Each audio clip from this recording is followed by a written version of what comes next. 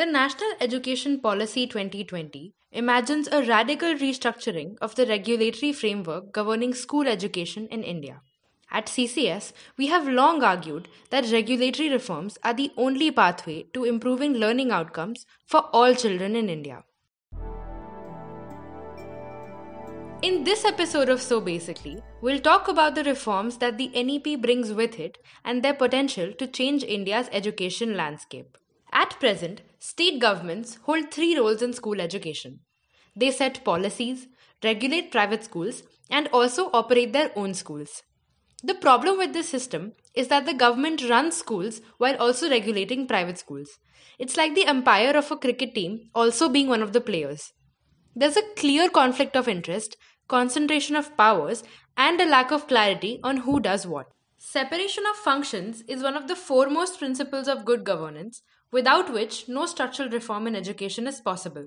At CCS, we have continued to build evidence and advocate for the effective uncoupling of functions in education governance, particularly separating the role of state as the provider, regulator, financier, and assessor of education. Taking our recommendations into consideration, the NEP vests the three functions of the government into separate independent bodies.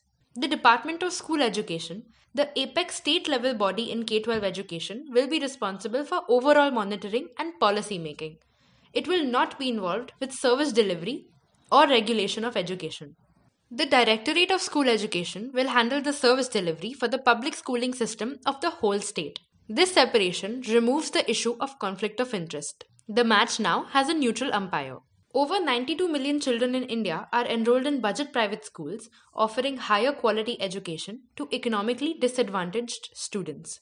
They have played a vital role in decentralizing education in India, yet state governments often treat them as villains. The NEP corrects this. It acknowledges the significant contribution of the private sector and attempts to ease its operation in two ways. It asks states to set up an independent regulator, and it highlights the need to shift regulatory focus towards outcomes rather than inputs. The NEP also talks about the constitution of a state school standards authority. Education is a concurrent subject in India, meaning both union and state governments can regulate it. But for years, the central government has been taking charge, leaving states with little freedom. Asking states to form a state school standards authority changes this dynamic. States will finally have the power to exercise true competitive federalism.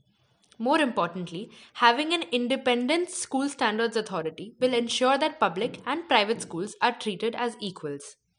The NEP does not stop there. It prods the public to think deeper about the regulatory environment for schools by highlighting the need to revisit the existing regulations. One big challenge has been the Right to Education Act 2009. RTE served well as a vehicle for ensuring access to education, but it has come with a cost. RTE's emphasis on input-heavy recognition norms for private schools has posed many challenges to running schools in dense urban neighborhoods. Norms such as playgrounds or minimum classroom size have made it difficult for budget private schools to operate. Actually, I remember the debate on RTE, people pointing out the learning outcome as a phrase does not even appear in the whole act, right? And so I think hopefully that is the fundamental problem that was with the RTE.